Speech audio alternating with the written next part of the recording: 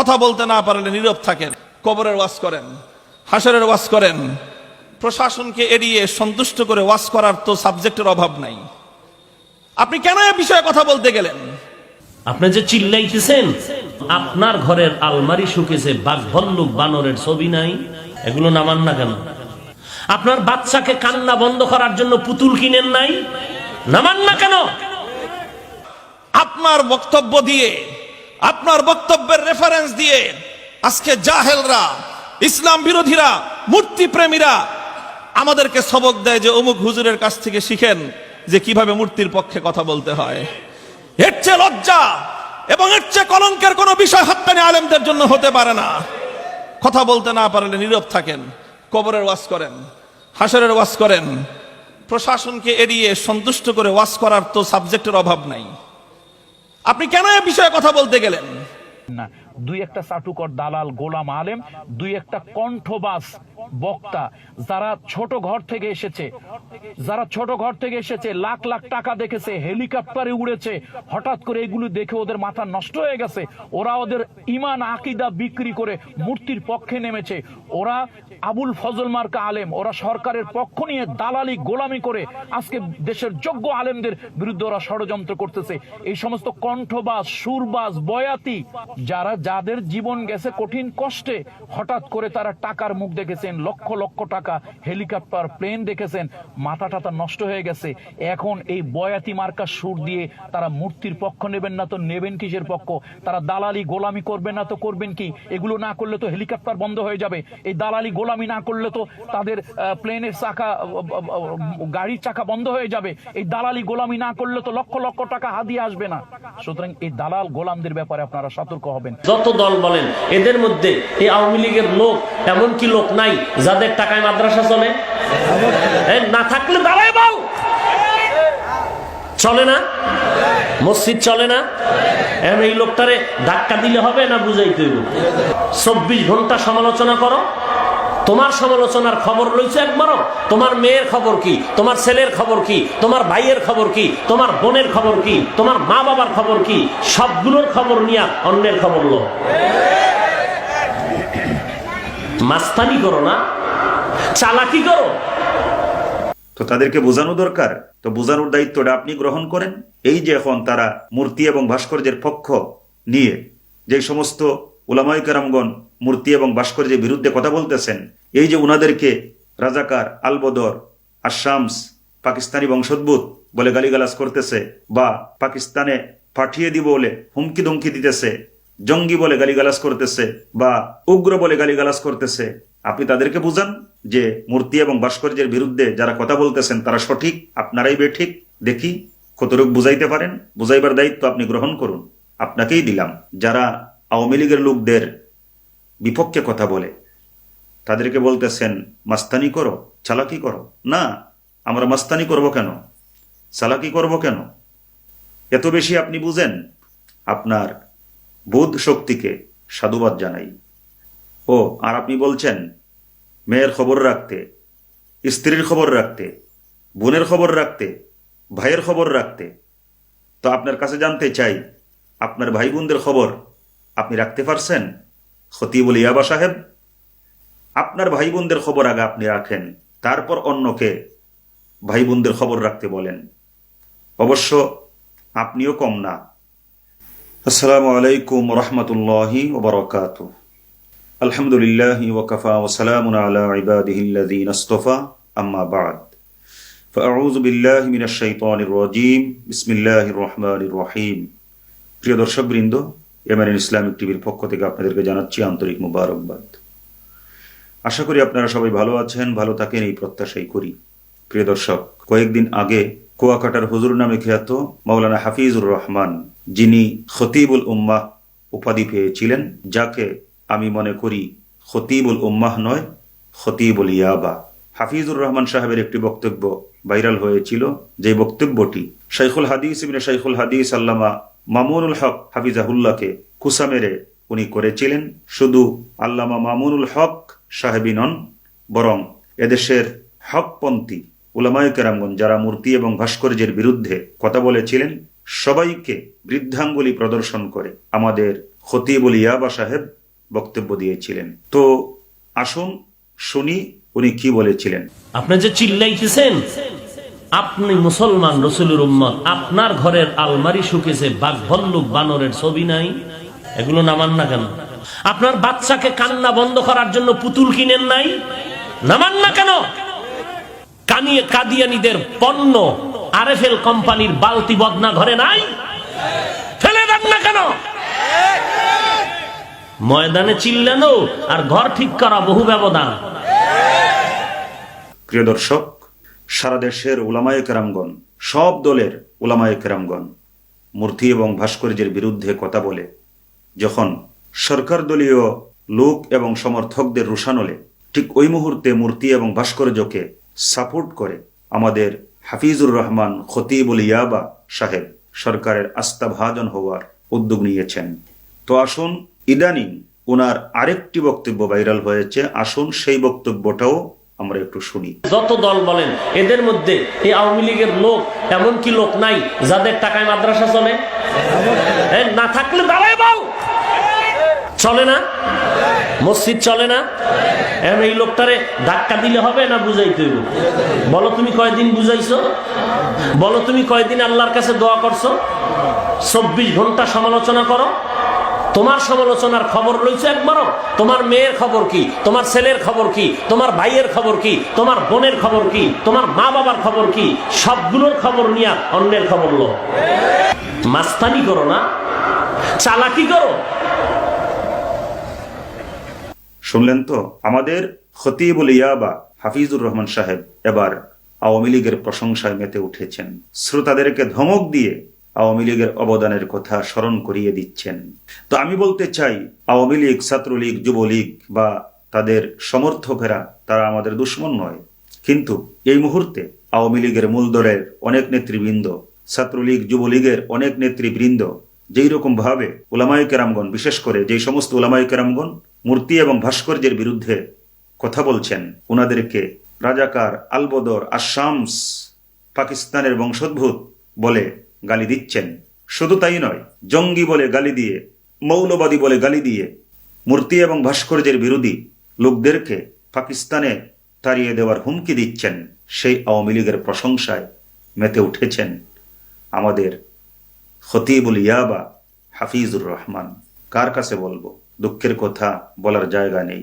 আসুন দেখি শাইখুল হাদিস ইবনে শাইখুল হাদিস আল্লামা মামুনুল হক সাহেব কি বলছেন, আমরা একটু শুনি। কিন্তু যে অনুরোধটি করব হাতে ধরে পায়ে ধরে, যদি কেউ হকের কথা, সঠিক কথা যদি বলতে চায়, তাহলে অন্তত আলেম হয়ে আপনি তার বিরুদ্ধাচরণ করবেন না। আপনি মঞ্চে তার বিরুদ্ধে কথা বলবেন না। আপনার বক্তব্য দিয়ে, আপনার বক্তব্যের রেফারেন্স দিয়ে আজকে জাহেলরা, ইসলাম বিরোধীরা, মূর্তি প্রেমীরা আমাদেরকে সবক দেয় যে অমুক হুজুরের কাছ থেকে শিখেন যে কিভাবে মূর্তির পক্ষে কথা বলতে হয়। এর চেয়ে লজ্জা এবং এর চেয়ে কলঙ্কের কোনো বিষয় হাক্কানি আলেমদের জন্য হতে পারে না। কথা বলতে না পারলে নীরব থাকেন, কবরের ওয়াজ করেন, হাসরের ওয়াজ করেন। প্রশাসনকে এড়িয়ে সন্তুষ্ট করে ওয়াজ করার তো সাবজেক্টের অভাব নাই। আপনি কেন এ বিষয়ে কথা বলতে গেলেন? হ্যাঁ, আল্লামা মামুনুল হক হাফিজাহুল্লাহ উনি তো ঠিক কথাই বলেছেন। আপনি যদি প্রতিবাদী হতে না পারেন, যিনি সত্যের পক্ষে কথা বলছেন, যিনি প্রতিবাদ করে যাচ্ছেন, যিনি বাতিলকে প্রতিরোধ করবার জন্য দায়িত্ব কাঁধে নিয়েছেন, আপনি তার বিরুদ্ধাচরণ করা, এটা একজন ইসলামের লেবাসদারী ব্যক্তির পক্ষে মানায় না। তাহলে আপনি ঘোষণা করে দিন, আমি কোনো আলেম নই, আমি জাহেল।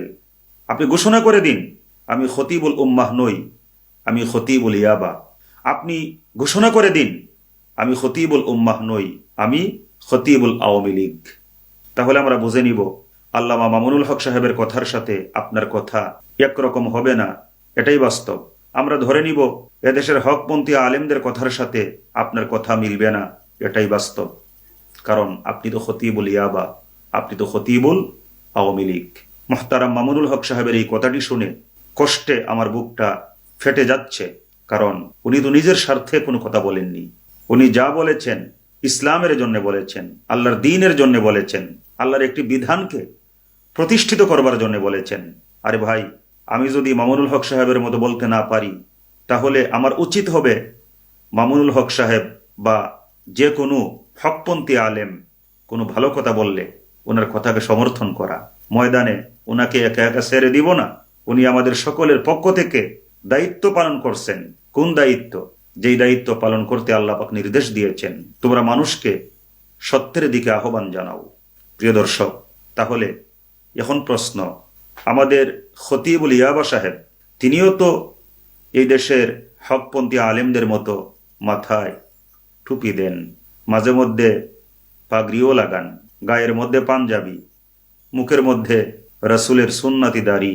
তিনি সুন্নতের পক্ষে কথা বলেন, মিষ্টি ভাষায়, প্রাঞ্জল ভাষায় যুবকদেরকে আকৃষ্ট করতে পারেন। তাহলে হকপন্থী উলামায়ে কেরামদের সাথে ওনার কথা মিলে না কেন? কারণটা কি? উনি ইসলামের পক্ষে কথা না বলে মূর্তি এবং ভাস্কর্যের পক্ষে যারা অবস্থান নিয়েছেন তাদের পক্ষে দালালি করেন কেন? কারণটা কি? আসুন আমরা একটু শুনি আমাদের আরেক ভাই মুহতারাম কামরুল ইসলাম সাঈদ আনসারী ভাইয়ের কাছ থেকে, দেখি তিনি কি বলেন। না, দুই একটা চাটুকর দালাল গোলাম আলেম, দুই একটা কণ্ঠবাস বক্তা যারা ছোট ঘর থেকে এসেছে, লাখ লাখ টাকা দেখেছে, হেলিকপ্টারে উড়েছে, হঠাৎ করে এগুলো দেখে ওদের মাথা নষ্ট হয়ে গেছে। ওরা ওদের ইমান আকিদা বিক্রি করে মূর্তির পক্ষে নেমেছে। ওরা আবুল ফজল মার্কা আলেম, ওরা সরকারের পক্ষ নিয়ে দালালি গোলামি করে আজকে দেশের যোগ্য আলেমদের বিরুদ্ধে ওরা ষড়যন্ত্র করতেছে। এই সমস্ত কণ্ঠবাস, সুরবাস, বয়াতি যারা নাকি, যাদের আমি বংশ নিয়ে কথা বলা উচিত নয়, এটা কোরআনুল কারীমের সূরাতুল হুজুরাতে আল্লাহ নিষেধ করেছেন বংশ নিয়ে কথা বলা। ব্রিটিশরা লোকদেরকে চাকরি দিত তাদের বংশীয় আভিজাত্য অবস্থা দেখে চাকরি দিত। তার কারণ কি? হঠাৎ করে উঠে আসা একটা লোক, সে তো মানে টাকা পয়সার মালিক হলে অনেক কিছু হয়ে যাবে। তো যার জীবন গেছে কঠিন কষ্টে, যাদের জীবন গেছে কঠিন কষ্টে, হঠাৎ করে তারা টাকার মুখ দেখেছেন, লক্ষ লক্ষ টাকা, হেলিকপ্টার, প্লেন দেখেছেন, মাথা টাথা নষ্ট হয়ে গেছে। এখন এই বয়াতি মার্কা সুর দিয়ে তারা মূর্তির পক্ষ নেবেন না তো নেবেন কিসের পক্ষ? তারা দালালি গোলামি করবেন না তো করবেন কি? এগুলো না করলে তো হেলিকপ্টার বন্ধ হয়ে যাবে, এই দালালি গোলামি না করলে তো গাড়ির চাকা বন্ধ হয়ে যাবে, এই দালালি গোলামি না করলে তো লক্ষ লক্ষ টাকা হাদিয়ে আসবে না। সুতরাং এই দালাল গোলামদের ব্যাপারে আপনারা সতর্ক হবেন। প্রিয় দর্শক, শুনলেন তো কি কামরুল ইসলাম সাঈদ আনসারী ভাই, উনি কি ভুল বলছেন? একদম সঠিক কথা বলেছেন। আমি এই কথাগুলোর আর ব্যাখ্যা দিতে চাই না, আমি সমর্থন করলাম। উনি যদিও নাম উল্লেখ করেন নাই, কিন্তু এই মুহূর্তে আবুল ফজল মার্কা আলেমকে, দালাল আলেম হাতে গোনা কয়েকজন বের করা যাবে।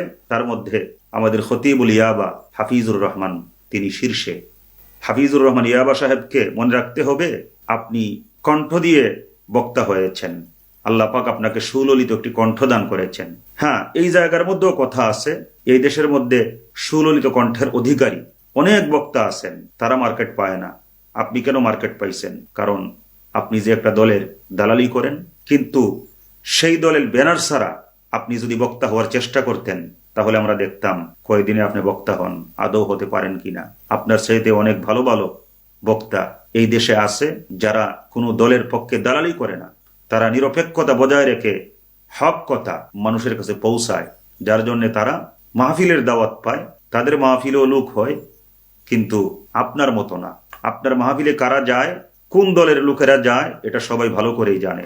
তো হাফিজুর রহমান খতিবুল ইয়াবা সাহেব, আপনি দালালি করতে পারবেন, কিন্তু 1000 বার জন্মগ্রহণ করেও একজন মামুনুল হক আপনি হতে পারবেন না। আপনি দালালি করতে পারবেন, কিন্তু এই দেশের হকপন্থী আলেমরা, তাওহীদপন্থী জনতার মনে যে স্থান পেয়েছেন, সেই স্থানটা আপনি অর্জন করতে পারবেন না। আপনি কাদের মনে স্থান অর্জন করতে পেরেছেন সারা দেশবাসী জানে, আপনিও জানেন। তো আপনি আবার অহংকার করে বলতেছেন মাহফিলটা বন্ধ হয়ে গিয়েছিল, প্রশাসনের সাথে আলাপ করে আপনি মাহফিলটা ঠিক করেছেন। প্রশাসন তো আপনার কথাই শুনবে, কারণ আপনি যে কোন দিকে ইঙ্গিত করে কথা বলেন প্রশাসন দেখতেছে, তো তারা বুঝতেছে। তাই অনেকের মাহফিলে বাধাবিঘ্ন হলেও আপনার মাহফিলে কোনো বাধা আসবে না। আর আপনি এটাই তো চেয়েছেন, মাহফিল ছাড়া চলা যাবে না, মাহফিল আপনাকে করতেই হবে। হককে বিসর্জন দিয়ে হলেও এদেশের তাওহীদপন্থী, হকপন্থী সকল উলামায়ে কেরামদের বিরুদ্ধাচরণ করে হলেও আপনার মাকাম উন্নত করতে হবে, আপনার মাহফিল চালিয়ে যেতে হবে। আরে ভাই, মাহফিল ছাড়া যদি আপনার ঘরের মধ্যে বাজার না হয়, আপনি এদেশে আলেম ওলামাদেরকে বলতেন, তারা আপনার ঘরের বাজারের ব্যবস্থা করে দিত। আপনি এই টুপি পাঞ্জাবি দাড়ি সব কিছু লাগিয়ে রাসূলের সুন্নাতকে কেন কলঙ্কিত করতে গেলেন? কেন আপনি মামুনুল হক সাহেবের বিরুদ্ধে অবস্থান নিতে গেলেন? কেন আপনি হকপন্থী উলামায়ে কেরামদের বিরুদ্ধে অবস্থান করতে গেলেন? আপনি না নামের সাথে খতিবুল উম্মাহ লেখেন? এই কি উম্মতের খতিবের অবস্থা? আজকের থেকে আপনার নাম থেকে খতিবুল উম্মাহ মুছে ফেলুন, এবং এখনো যারা আপনার নামের মধ্যে খতিবুল উম্মাহ লিখে তাদেরকে তওবা করতে হবে। আপনি খতিবুল উম্মাহ নন, আপনি খতিবুল ইয়াবা বা খতিবুল আওয়ামী লীগ, একটি নির্দিষ্ট চক্রের আপনি খতিব। খতিবুল উম্মাহ তো তিনি যিনি বাতিলকে সমর্থন করেন না, যিনি হক কথা বলেন অথবা হককে সমর্থন করেন। খতিবুল উম্মাহ তিনি যিনি মানুষকে শয়তানের পথ থেকে সরায়া আল্লাহর পথে আহ্বান করেন। খতিবুল উম্মাহ তিনি যিনি কোরআন হাদিস বিরোধী কোনো কিছু হলে মানুষকে সচেতন করে কোরআন হাদিসের সঠিক জিনিসটি মানুষের কাছে পৌঁছায়া দেন। আপনি একটু ভাবুন, আপনার কর্মকাণ্ডের দিকে লক্ষ্য রাখুন, আপনি কি খতিবুল উম্মাহ এই বাক্যটির মর্যাদা রক্ষা করতে পেরেছেন? তাই সাবধান, আজকের থেকে আর নামের সাথে খতিবুল উম্মাহ যুক্ত করবেন না। আমার লজ্জা হয়, কষ্ট লাগে, যিনি আপনাকে এই খতিবুল উম্মাহ উপাধিতে ভূষিত করেছিলেন। কেন, কোন স্বার্থে, কিসের ভিত্তিতে আপনাকে খতিবুল উম্মাহ সার্টিফিকেটটা তিনি দিয়েছিলেন আল্লাহ পাকই ভালো জানেন। ওনার সম্পর্কে আমি কোনো সমালোচনা করব না, যেহেতু উনি একজন বড় আলেম। তবে যিনি আপনাকে খতিবুল উম্মাহ সার্টিফিকেট দিয়েছিলেন সেই মহতারাম হজরতের দৃষ্টি আকর্ষণ করব, তিনি যেন একটু ভাবেন আপনি কি আদৌ খতিবুল উম্মাহ বাক্যের মর্যাদা রক্ষা করতে পেরেছেন কিনা। যদি না পেরে থাকেন তাহলে যিনি আপনাকে এই লকবটি দিয়েছিলেন তিনি যেন লকবটি আপনার কাছ থেকে ফেরত নিয়ে নেন। আপনি আপনার বক্তব্যে আওয়ামী লীগের লোকদের প্রশংসা করেছেন। প্রিয় দর্শক, আবারও শুনুন, যত দল বলেন এদের মধ্যে এই আওয়ামী লীগের লোক এমন কি লোক নাই যাদের টাকায় মাদ্রাসা চলে? না থাকলে দাঁড়ায় বল, চলে না? মসজিদ চলে না? এই লোকটারে ধাক্কা দিলে হবে না বুঝাইতে হইব? বলো তুমি কয়দিন বুঝাইছো? বলো তুমি কয়দিন আল্লাহর কাছে দোয়া করছো? 24 ঘন্টা সমালোচনা করো। তোমার সমালোচনার খবর রয়েছে একবারও? তোমার মেয়ের খবর কি? তোমার ছেলের খবর কি? তোমার ভাইয়ের খবর কি? তোমার বোনের খবর কি? তোমার মা বাবার খবর কি? সবগুলোর খবর নিয়ে অন্যের খবর লো। মাস্তানি করো না, চালাকি করো। আওয়ামী লীগের লোকদের মধ্যে অনেকেই মসজিদ মাদ্রাসায় খেদমত করেন, দান খয়রাত করেন। তো দান খয়রাত করেন ওনার লাভের জন্যে, পরকালীন মুক্তির আশায়। দান খয়রাত করে বলেই আওয়ামী লীগের কেউ যদি কোনো ভুল করে সেই ভুলের সমালোচনা করা যাবে না, এইটা হতে পারে না। ভালো কাজের প্রশংসা করব, অবশ্যই মন্দ কাজের সমালোচনা করব। আমরা আওয়ামী লীগের লোকদেরকে 24 ঘন্টা কেন ধাক্কাইব? একটা মিনিটের জন্যও ধাক্কাইবার চিন্তা করি না। তো তাদেরকে বোঝানো দরকার, তো বোঝানোর দায়িত্বটা আপনি গ্রহণ করেন। এই যে এখন তারা মূর্তি এবং ভাস্কর্যের পক্ষ নিয়ে যে সমস্ত উলামায়ে কেরামগণ মূর্তি এবং ভাস্কর্যের বিরুদ্ধে কথা বলতেছেন, এই যে উনাদেরকে রাজাকার, আলবদর, আশামস, পাকিস্তানি বংশোদ্ভূত বলে গালিগালাজ করতেছে, বা পাকিস্তানে পাঠিয়ে দিব বলে হুমকি ধমকি দিতেছে, জঙ্গি বলে গালিগালাজ করতেছে, বা উগ্র বলে গালিগালাজ করতেছে, আপনি তাদেরকে বুঝান যে মূর্তি এবং ভাস্কর্যের বিরুদ্ধে যারা কথা বলতেছেন তারা সঠিক, আপনারাই বেঠিক। দেখি কতটুকু বুঝাইতে পারেন। বুঝাইবার দায়িত্ব আপনি গ্রহণ করুন, আপনাকেই দিলাম। যারা আওয়ামী লীগের লোকদের বিপক্ষে কথা বলে তাদেরকে বলতেছেন মাস্তানি করো, চালাকি করো। না, আমরা মাস্তানি করব কেন, চালাকি করব কেন? এত বেশি আপনি বুঝেন, আপনার বোধ শক্তিকে সাধুবাদ জানাই। ও আর আপনি বলছেন মেয়ের খবর রাখতে, স্ত্রীর খবর রাখতে, বোনের খবর রাখতে, ভাইয়ের খবর রাখতে। তো আপনার কাছে জানতে চাই, আপনার ভাই বোনদের খবর আপনি রাখতে পারছেন? খতিবুল ইয়াবা সাহেব, আপনার ভাই বোনদের খবর আগে আপনি রাখেন, তারপর অন্যকে ভাই বোনদের খবর রাখতে বলেন। অবশ্য আপনিও কম না, এই কথাগুলো বলতাম না। কেন বললাম জানেন? বলার কারণ একমাত্র ইসলাম, বলার কারণ একমাত্র হকপন্থী উলামায়ে কেরামদের মহব্বত। হকপন্থী মনে করে আপনাকেও ভালোবাসা দিতে কম দেই নাই। আমি কিন্তু আপনার জুনিয়র না, আমি কিন্তু বয়সেও আপনার ছোট না, তারপরেও আপনাকে অনেক ভালোবেসেছি, অনেক সম্মান করেছি, অনেক শ্রদ্ধা করেছি। কেন করেছি? দ্বীনের স্বার্থে। আপনার দ্বারা ফায়দা হচ্ছে এই জন্যে। যখন কেউ আপনাকে সমালোচনা করেছে ফেসবুক, ইউটিউবে, আমি কিন্তু আপনার পক্ষে লিখেছি, আমি আপনার পক্ষে বলেছি, কিন্তু আজকে আপনার সমালোচনা করতে বাধ্য হলাম শুধুমাত্র ইসলাম এবং উলামায়ে কেরামদের মহব্বতে। আপনার কথা ইসলামের পক্ষে না, আপনার কথা নাস্তিকদের পক্ষে, দালালদের পক্ষে, আপনার কথা হকপন্থী উলামায়ে কেরামদের বিপক্ষে। এই জন্যে আমিও আপনার বিপক্ষে বলতে বাধ্য হলাম। তাই খতিবুল ইয়াবা সাহেব, যদি সত্যি আপনি দ্বীনের রাহবার হয়ে থাকেন, আশা করি তাওবা করে ফেরত আসবেন। মামুনুল হক সাহেবের মনে যেই কষ্ট দিয়েছেন, হকপন্থী উলামায়ে কেরামদের মনে যেই কষ্ট দিয়েছেন, আশা করি আপনি নিজেই শুধরানোর চেষ্টা করবেন। তাই শুধরানোর চেষ্টা করুন, অপব্যাখ্যা দেওয়া থেকে বিরত থাকুন। আর যদি বিরত থাকতে না পারেন, তাহলে ইসলামী লোক পরিচয় না দিয়ে আপনি আওয়ামী লীগের নেতা হয়ে যান, ছাত্রলীগ বা যুবলীগের নেতা হয়ে যান, তাহলে আপনাকে নিয়ে আমাদের আর কোনো মাথা ব্যথা হবে না। যেহেতু আলেম পরিচয় দিয়ে চলতেছেন, আপনার কথাগুলো দলিল বানিয়ে মূর্তি এবং ভাস্কর্যের পক্ষের লোকেরা উলামায়ে কেরামদেরকে বিভ্রান্ত করার চেষ্টা করতেছে।